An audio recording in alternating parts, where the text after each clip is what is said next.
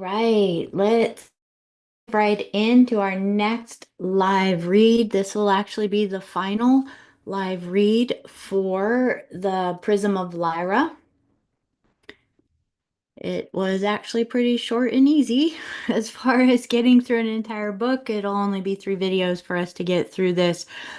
In this particular reading, we're basically going through the last chapter. So with this one, we're going to be going through chapters 8, 9, and 10, just coming into a completion of the book. So with so much love, you guys, I'm super excited and grateful as always to get to share these experiences with you as we share in these materials. That the invitation is always to utilize your own discernment, take what serves and works for you through your understanding, through your connection with your guidance team, guardian team, that all of this is to help us understand a planetary system where we have had so many of our memories wiped, so much amnesia, so much forgetfulness, and that as we are coming back into a remembrance again, that we want to utilize this information to best help us be in greatest service in this lifetime. So how can we take this information and begin to help allow it to help us understand what is going on in the world around us so that we can make better choices from our Christic heart and how we can be of service and to not allow these controlling forces to be the deceptions for us anymore. So with that, let's have a lot of fun diving in to the last chapters of this book. I think today will actually be pretty short. So we are again reading The Prism of Lyra, an exploration of human galactic heritage by Alyssa Royale and Keith Priest. As we dive through this again is a really neat way for us to kind of look at some of the different key players, not only as far as our ancestors, our galactic history, but what is going on the Earth plane. So this is really helpful for us to start to kind of look at what is going on here on Earth with a little bit of a different perspective. So with that, let's go ahead and dive into chapter 8, Earth Inception. So with this, just also a reminder, if you haven't watched any of the other chapters of this book yet, we've dove into the energy of Lyra, into the energy of the Sirius Star Nation, into the histories of Orion, the Pleiades, and also some of the energy around who are the Guardians. So now as we go further into this, now we're coming into the chapter here on Earth. Then God, let us make man in our image, in our likeness. Genesis 1:26. In whose image were earth humans made? Many of Earth's oldest scriptures imply that human development was guided by gods who descended from the sky. Even anthropologists are aware of the unusually fast development of Homo sapiens. Some anthropologists estimate that the species Homo sapiens appears to be millions of years ahead of schedule, whereas the evolutionary development between advanced Australopithecus and Neanderthal, pardon me if I don't say that right, took more than 2 million years. Evidence has been found on Earth that Homo sapiens Cro-Magnon emerged approximately 35,000 years ago. What is even more intriguing is that while the remains of man are continually discovered, archaeologists have found remains from an even earlier Homo sapien in the areas of Western Asia and Northern Africa.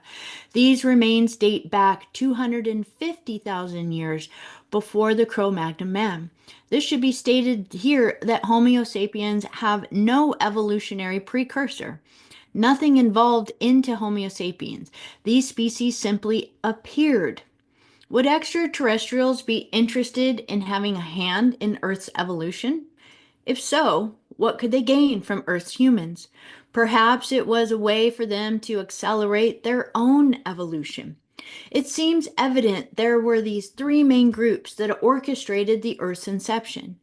We identify them as the founders, a Lyran group, and a Sirian group. The founders facilitated the inception from a point of non-physicality and were the overseers of the entire project. Unaware of these non-physical influences, the Lyrans physically orchestrated the inception and employed a Syrian group to assist. Each group had its own motivations for their involvement. Though the motivations were different, the goal was the same: the creation of a humanoid race on Earth. As stated earlier, the Pleiadians involved themselves in Earth's evolution for their own benefit. They felt that if they interacted with humans, not only would they be able to be a part of the development of their previous home, but they could learn about negativity and integration without having to incarnate directly into a world that was playing out those ideas. They were persuaded by the Lyran group, who were well aware of the genetic compatibility of the Pleiadians with the new Earth humans being developed. The Lyran group, a combination of various Lyran races, was always experimenting. Just as humans have certain instinctive drives, such as procreation, these extraterrestrials carry their own drives which emulate their creators, the founders. The founders' offspring carried on with genetic seeding. These founders were well aware that inbreeding would cause a race to die out, and thus they continually sought new stock to keep the gene pool mixed. There was another primary Lyran motivation for their involvement with Earth. After eons of conflict within the Lyran offshoot races of Vega, Sirius, Orion, and so forth, they were tired of creating civilizations that were polarized and failed to exist peacefully. They were determined that Earth was to be a planet founded on integration rather than polarity. The Lyran group felt that perhaps all they needed all along was a planet whose beginnings were integrated rather than one that was carrying out the seeds of polarity from other star systems. With this in mind, they began formulating their rigid plan for the Earth's inception. The founders, however, had other plans. They knew Earth was possibly going to be the final ground for healing the Orion drama, and therefore must remain polarized in order to resolve the conflict. The founders knew that the Galactic family might finally learn about integration through the experience of polarity resolution on Earth. The founders allowed the Lyran group to carry out their plan because they knew it would eventually support the cosmic plan.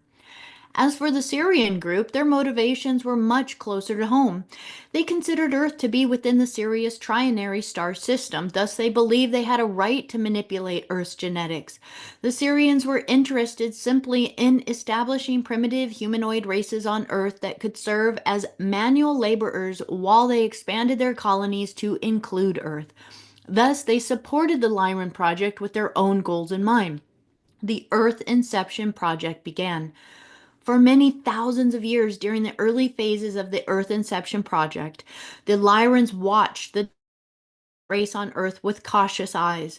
Occasionally, they took samples and made slight alterations to the DNA structures.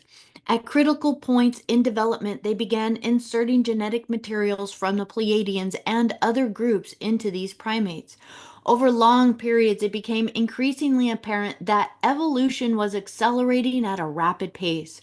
When this became evident, the crucial prototype experiments were initiated.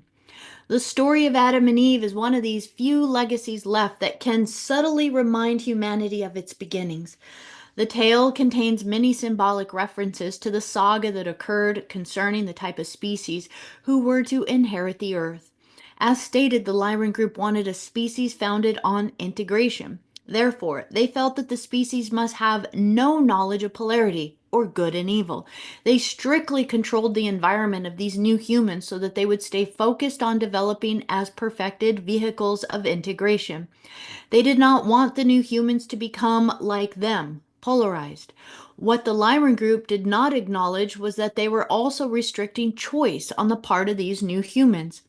After generations of working with primates and extraterrestrial genetics, the Lyran group developed a human prototype whose meaning of the Earth has been translated into the name Adam.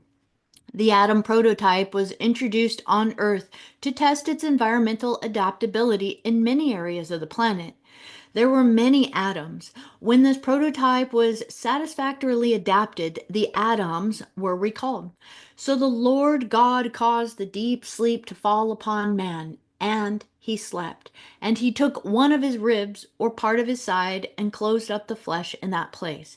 Through cloning and genetic engineering, a female prototype was created that is translated as Eve. Both were returned to the environment and watched closely. Out of their desire to create a species that had no knowledge of polarity, the Lyrans instructed all who tended to the prototypes to forbid them knowledge, to actually deny them the right of choice which all divine beings are granted. Hence, one can see the meaning of this statement by God. From any tree of the garden you may eat freely, but from that tree of knowledge of good and evil, polarity, you shall not eat, for in the day that you eat from it, you shall surely die. The Syrians working with the Lyran group disagreed with this philosophy. They felt the Lyrans' personal desires for creating these species was malaligned with the rights of humanoid forms. These Syrians, although wanting to develop the human race for their own purposes, discovered they had a genuine affection for the new human. Despite this duality, they decided to intervene, thus inadvertently giving humans the opportunity to choose. The Syrian group warned the and the serpent said to the woman, you shall surely not die, for God knows that in the day that you eat from it, your eyes will be opened, and you will be like God, knowing good and evil. Being presented with this choice and the need for a decision involving their existence, the humans achieved third density consciousness. When the humans realized that they had been deceived by God, they opted for knowledge. Once they made the choice to receive knowledge of polarity, they were fully anchored in the physical. They now possessed ego, or knowledge of I am, and became self-aware. Then the Lord God said, behold, the man has become like one of us, knowing good and evil, knowing polarity. He must not be allowed to reach out his hand and take also from the tree of life to eat and live forever. Needless to say, the Lyran group was not pleased. In their anger, they denied humans knowledge from the tree of life, divine heritage. The human race was thus forced to develop without the knowledge of its connection to the galactic family and the whole. It would truly be a challenge. To ensure that the human did not seek this knowledge, the Lyran group employed some precautions. And the east of the garden he stationed the cherubim and the flaming sword which turned every direction to guard the way to the tree of life. They left humanity its heritage, the legacy of Orion, symbolically portrayed as the sword, without leaving any knowledge of its resolution. There are suggestions in the ancient Sumerian text that the cherubim are actual mechanical or robotic devices which, in this case, protect the tree of life. What is the literal translation of the tree of life? In Sumerian, the word for the tree of life is gishtil, gish, which meant a man-made device. Til meant, and still does today, the contemporary Hebrew missile, meaning the word missile. Instead of the actual tree, this may mean the vehicle to life or a spaceship. In Sumerian renderings, there are clear depictions of rocket ships, as well as men saluting these rocket ships. It seems clear that the action by the gods of stationing the cherubim to keep humans from the tree of life was actually denying the humans the knowledge of their heritage. No longer would the earth human be allowed to openly intermingle with the gods or leave the planet with them. Humans were banished from the heavens. What happened to the Syrian group who interfered with the plans of the Lyrans? By interfering, they became energetically tied to the development of Earth. They have always had many tricks up their sleeve, and in this case, they got the last laugh. When working with the Lyran group during the genetic program, they inserted a latent DNA code within the human cells. This code is triggered by the accelerating vibration that occurs when a civilization begins to evolve spiritually. As Earth accelerates towards self-awareness and fourth density, which is the code is activated. Once activated, the human race unwinds its limiting vision like a coil until the expanse of all that is becomes visible. It was their way of allowing humanity to eat from the tree of life after all. From these early seeders on planet Earth, humanity has been left a challenge. As stated, the children who are seeded usually carry the genetic codes and deep seated attitudes of the parents. If indeed Earth was seeded from a point of inequality and lack of free will, might this not explain why humans of many races still carry an underlying belief in the superiority of the Caucasian or the Aryan race, the Lyran group? Could it be that the very roots of the racial bigotry go as far back as the seeding of this planet? The earliest texts available to the seeker certainly suggest this. The Sumerian records give reference to the black-headed ones whose work in the mines of Africa for the gods. If this is the case, that humanity carries the patterns of its forefathers, then this challenge is just beginning. Breaking free from this God spell that has been cast over humanity may be the key for the liberation of the human race on Earth. In Earth's past, the human race has received conflicting signals from the gods. There were times such as which are recorded in the Sumerian text, such as the Great Flood, when humans were abandoned and left to die on the planet while the gods they trusted left in their spaceships. During these times, the gods illegally rescued chosen humans. This has created an emotional encoding within the human species during times of crisis. The encoding remembers both of these patterns, and a struggle is activating between the fear of abandonment and the joy of salvation. It is imperative that the human race resolve this dependence on the gods and become self-sufficient. On present-day Earth, extraterrestrial groups whose encodings are rooted in the past still promise salvation. They come to humans as physical space beings or speak telepathically to those who can hear their frequency. Often they name various Earth humans commanders or chosen ones and continue to attempt to tempt the human ego to perpetuate their own feelings of superiority. Though these off-planet groups mean well for the most part, they continually perpetuate the gap between the fear of abandonment and the joy of salvation, thus encouraging the separative belief in elitism. As humans take their own power and enter planetary adulthood, those remaining groups will transform as well. The majority of other extraterrestrial groups have learned from their past actions and desire a resolution of this conflict once and for all. From the point of view of the founders, the plan was continuing perfectly. The Lyran group needed to play out the scenario for their own growth. These early extraterrestrial gods Earth that will eventually assist in awakening the planet to its heritage. As humanity awakens to this knowledge, it will begin to bring into play the tools that are needed to resolve the Orion drama. Resolution comes from allowance. If the human race can truly allow diversity from unity, within unity from a point of non-judgment, heaven on earth will be created.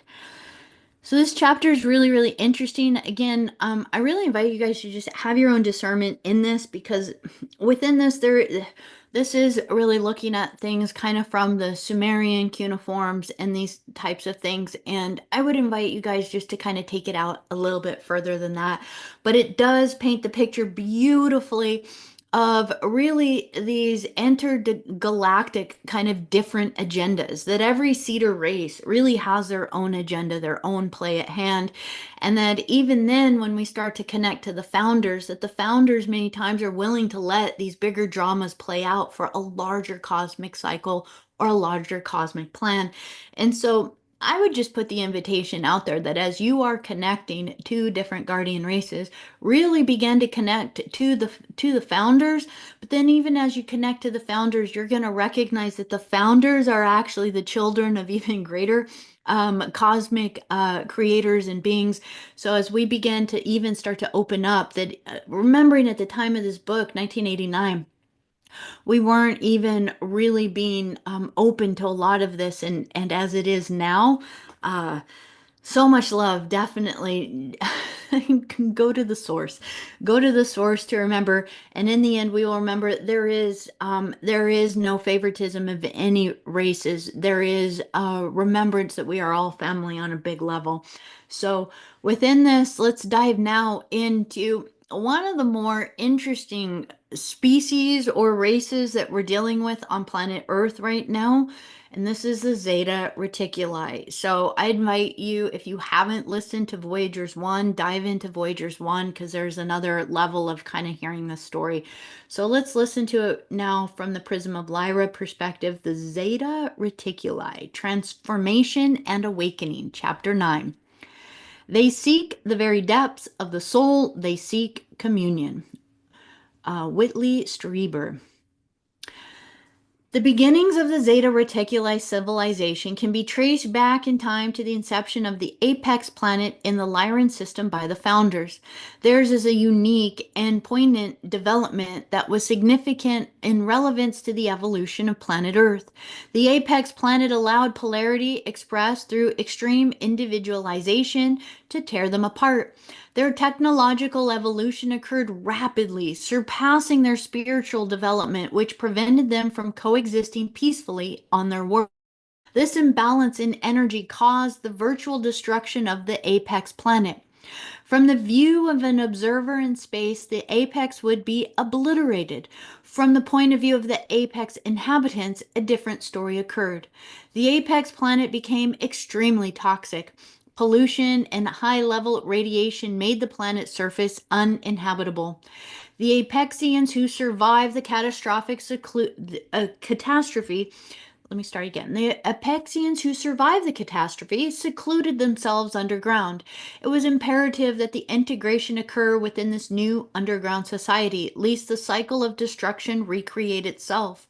Recognizing its importance, they decided to force integration or fusion through a total restructuring of their reality. As the apex planet approached its destruction, mentality and intellect were so highly developed that it was becoming noticeable in physical forms of the Apexians. The craniums had increased in size significantly over a few generations. Natural childbirth became less and less successful because the craniums were not passing easily through the birth canal. The female simply could not adapt to the rapidly changing of the cranial growth. Anticipating what may be a species crisis, genetic engineers began learning cloning techniques, which could eventually replace the birthing process. For the Apexians, this move saved their species. For after the planet's surface became uninhabitable, the Apexians found themselves sterile. Once they realized they were sterile, the Apexians decided to use it to their advantage. They no longer wanted the type of civilization they once had. They wanted to begin anew. Thus, they steadily decided to rigidly control the genetics of their future society. Genetic engineers began work on the development of their new race. This race they believed would be an integrated aspect of their past. The first priority was to genetically alter the brain structures to affect emotional expression. They shunned their past expression of passion and chaos. They now wanted order. Their brains were thus altered to output a consistent chemical response to external stimuli. They achieved detachment from their ego structure. Over generations of neurochemical manipulations, the Apexians became a group mind. The individualistic expressions they were once extremely proud of were now gone. The combination of planetary radiation and the effects of their cloning began to produce a race with little physical variance from one to the other. In order to utilize the planet's underground environment more efficiently, their bodies were created smaller in stature. In adaptation to the absence of ultraviolet and natural sunlight, their eyes began to respond to different frequencies from the visual spectrum. Their pupils mutated to cover the entire eye, and the eyes enlarged to allow more surface space for gathering light. In response to the lack of fresh food, their bodies eventually adapted to the absorption of certain frequencies of light as nourishment. Their skin became photothermic and photovoltaic, sensitive to light sources in the underground caverns. Salvaged plants and luminiferous underground minerals aided in their nourishment. Many of their organs, such as those of the digestive and reproductive systems, thus began to atrophy. The transformation they underwent touched the very aspect of their beings. A new civilization began to emerge. The force and vibration of the Apexians' previous atomic blast eventually folded the space surrounding the apex planet, and they emerged on the other side of a dimensional doorway. During the underground seclusion, which lasted thousands of years, the Apexians had no idea that their planet had changed its position in time and space. It wasn't until they emerged onto the planet's surface generations later that they found the star field had shifted dramatically. It was then that they knew the extent of their actions. The apex planet had shifted its position relative to time and space in the cosmos. It now existed slightly off in dimension compared to the worlds they were familiar with. To understand what had occurred and use the knowledge to their benefit, they began to master the science of folding time and space. The day they finally emerged onto the planet's surface, once again they had become a new species. Like a phoenix rising from the ashes, they had managed to produce transformation from destruction. They were no longer Epixians, they now assumed a new identity, that of one people reflecting the whole. From Earth's point of view, these one people can now be called the Zeta Reticuli. Their planet, through its shift in dimension, inserted itself into the vicinity of Zeta Reticuli 1 and Zeta Reticuli 2 in the Reticulum Rhombolus star group. From that base, they began reestablishing their connections with the founders of life. To this day, they continue to carry out the wishes of the founders for galactic evolution. What they are just beginning to realize is that they are carrying out their own evolution as well. Today, the Zeta Reticuli require a way to strengthen their genetic line in order to create a future for their race. After generations of cloning using the same genetic material, they became severely inbred and stagnant in their evolutionary growth. Their race is dying, but their oversoul wishes to continue incarnating in physicality, deliberately keeping themselves from transitioning to fifth density in order to leave behind a seed of themselves that can genetically continue to reproduce. This will aid the galactic whole in its evolution. Recognizing their predicament, they called out to the founders. The founders introduced the Reticuli to a diverse planet that genetically possessed a gene pool from many human-type species as far back as the inception of the Lyran races.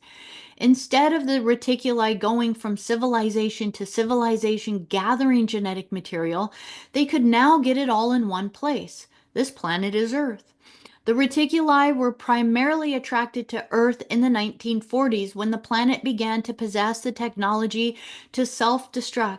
They were quite aware that their past represents a future possibility for Earth. Because of their ability to travel through time, they could have gathered genetic material from any time in Earth's past. However, they needed genetic material from a period in Earth's history when civilization stands on the brink of destruction and transformation. This will aid them in their own integrative process. In a sense, it is their way of changing their past. By interacting with present-day Earth, they heal their past and change their future. Today on Earth, they carry out this genetic program. Since this planet has not yet understood or embraced the idea of soul choice, most of the individuals who are participants in this genetic program consider themselves victims. There are thousands of stories of terrorized abductees who are plagued by reoccurring experiences of extraterrestrials who snatch them from their warm beds. Experiences of terror occur because humanity is not yet willing to face its own shadow, which is reflected in the mirror of the reticuli and what they represent. The reticuli primarily seek specific human characteristics that they breed out of their own race eons ago. Let me actually reread that. The reticuli primarily seek specific human characteristics that they bred out of their race eons ago. One such characteristic is a variability of reaction to external stimuli. To relearn this, they must sample and study human neurochemical reactions to a myriad of stimuli. Their most common method of studying these neurochemical secretions is by the implantation of an organic probe. These probes are inserted into the head of the abductee through either the nose, eye, or ear cavity. These probes absorb and catalog neurochemical data and are removed periodically for study and then reinserted. Should an individual die, the organic probe can be naturally absorbed by the body.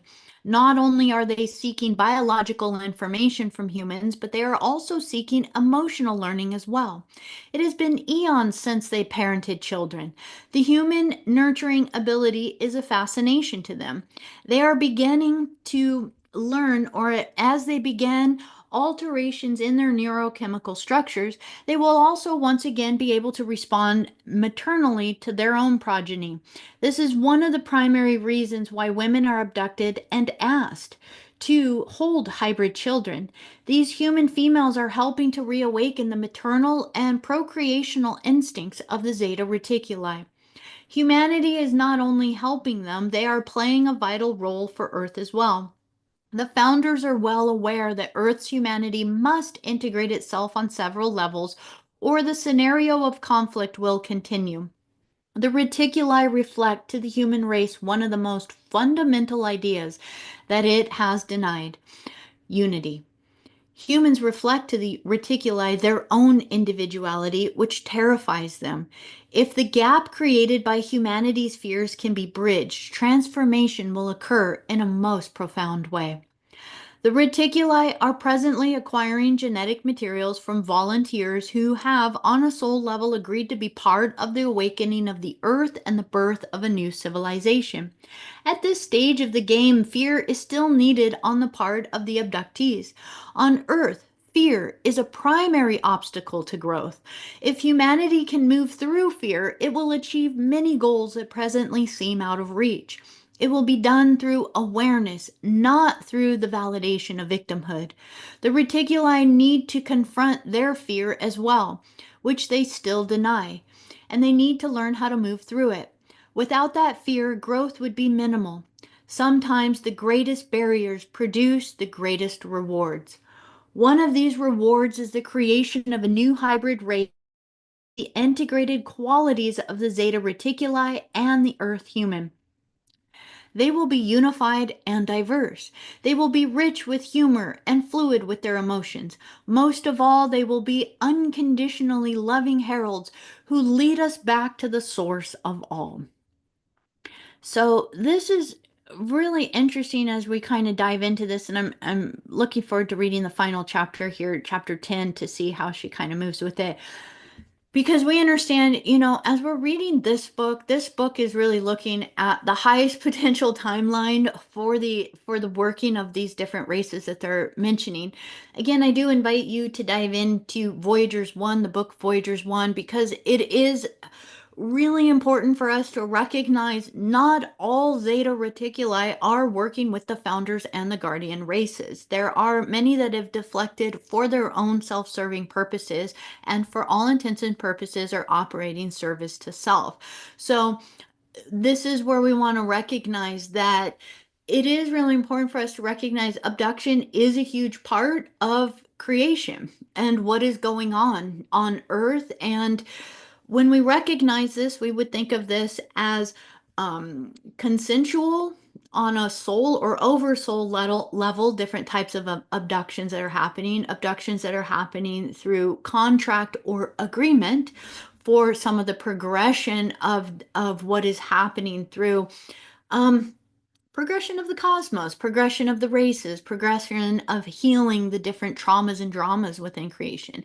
But there are still many negatively aligned or anti-Christic races out there that are doing the very same things, but the genetic manipulations and the experimentations that they're doing are not for the greatest good of say the cosmic advancement of all species involved.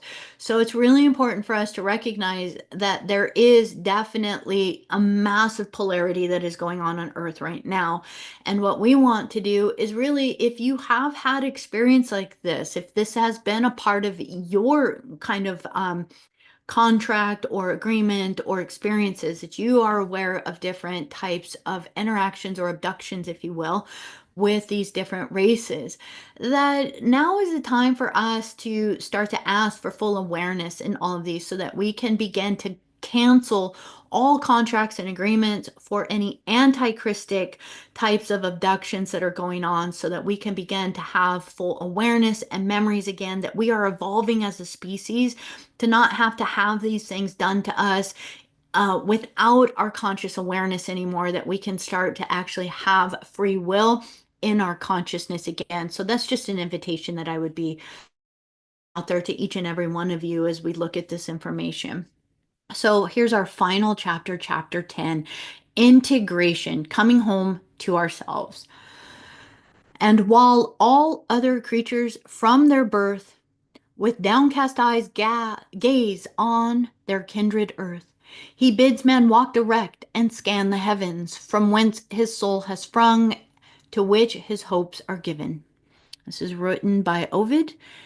So again, final chapter, chapter 10, integration, coming home to ourselves. Integration means the allowance of all levels of being as valid portions of the whole. It means letting go of denial. It means embracing ourselves as well as each other. Just as our unified consciousness created this realm of polarity, we can transform it. When integration occurs, this realm will become defined by very different parameters. We will become the archetypes as well as the founders. We will shift perspective and become conscious of ourselves and the Creator. It does not necessarily mean that our identities will be absorbed. It could mean that we will awaken to the point where we will consciously choose our destiny.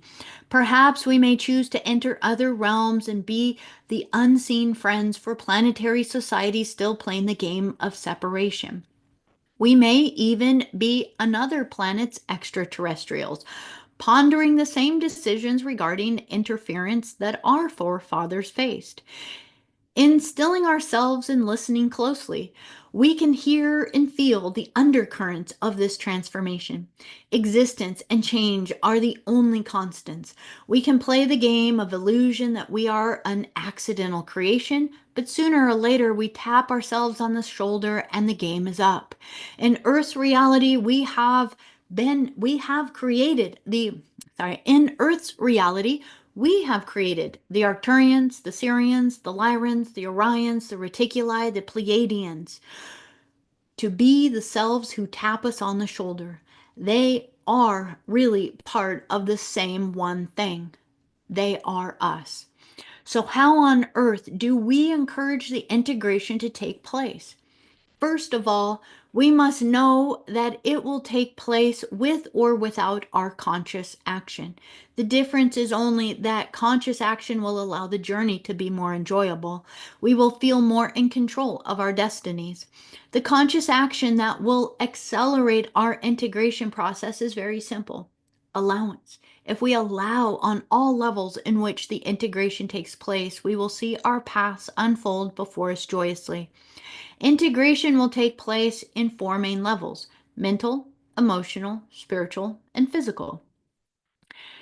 On the integration on the mental plane, for us, our mentality means that we will allow ourselves to combine not only our cerebral process, but our intuitive and emotional ones as well.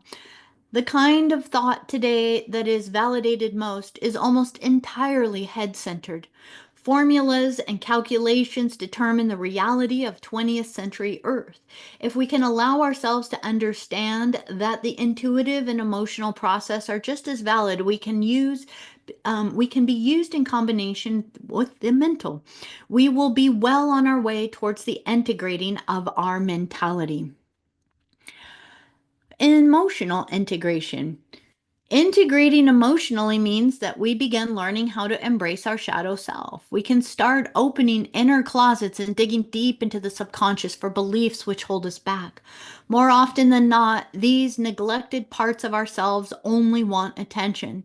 As the Pleiadians and the Lyrans before them discovered, denial only prolongs the pain of existence. Let us learn from these other selves on distant worlds. Let us not repeat the same lessons over and over again. Spiritual integration.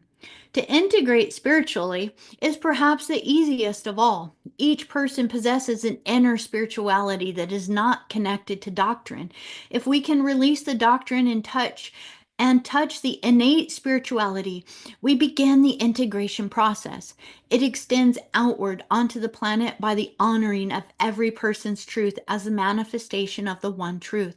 This allows each of us to coexist within our philosophies without needing to change each other's beliefs. The fact that God and all that exists is not changing by our argument over which color robe he or she wears. We are so afraid of being alone and separate that we create even more separation through our desire to have a unified doctrine. If we have the courage to begin touching this inner spirituality, we will see our transformation blossom.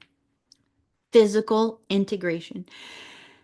Integration physically is slightly different. It involves an acknowledgement of our past and our history as part of a grandeur scenario on a cosmic level and a cosmic scale. From the source and the founders, we fragmented. We have stretched our individualization to its outer limits.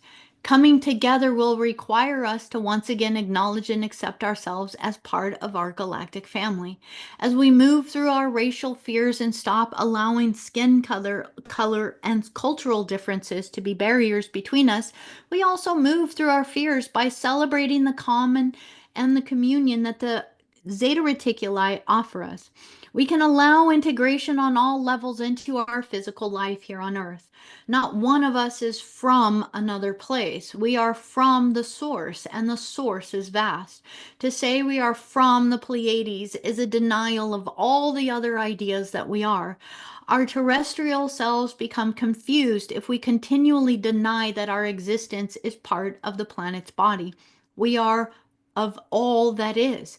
If we feel a connection to an off planet race, we are identifying with what they represent or with various lives we have lived in that system.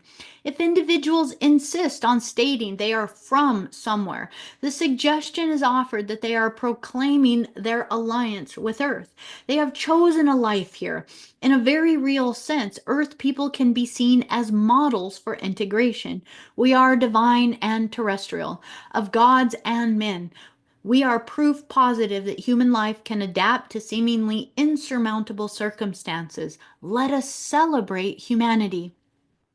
There are no space brothers who are really going to save us. They are too busy saving themselves. We are not children. Though we are still playing the game of unawareness somewhat, we are looked at by other civilizations as an enigma. We are the civilization that refused to die. Our resilience and faith in our abilities has continually proven our worth. We refuse to be dominated and used by the Lyran group in the Garden of Eden. Various plagues by the gods have not succeeded in wiping us out. Thanks to Noah and the Syrian overlord who warned him, we have a flourishing civilization today.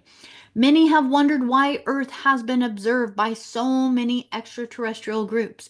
Perhaps we are a predictable demonstration of integration in action. It may be painful, but in our mass conscious belief, pain can produce miraculous results. Earth of the present and Earth of the future is indeed that miracle. Let us celebrate that miracle by integrating ourselves and taking responsibility for our planetary reality. We are part of an ascension of worlds, and our membership is up for renewal. This time, membership requires our awakening to the cosmic drama of which we've agreed to be a part. Our awakening will lead us home to ourselves. Oh, powerful, you guys. I hope you guys enjoyed that live read of The Prism of Lyra. There are a couple other books that I would really recommend to you guys. I had put a poll out for this one, and this one was the one that won the popular vote for which book to read next. But there is a book out there that talks about their fascination. When I say they, say the Zeta Reticuli and the different gray races, and their fascination with our emotions and how this is created the love bite syndrome within alien abductions. There's another book, Meet the Hybrids, that is very, very profound in understanding these different ways in which the hybrid races are living and being here on Earth as part of this evolutionary process. What I do love about this book, The Prism of Lyra, is the ending chapter is so profound. It holds so much truth. Really, truly, the answer lies within us, that all of the cosmic founders' races live within us. There is no one race out there that is coming to save us.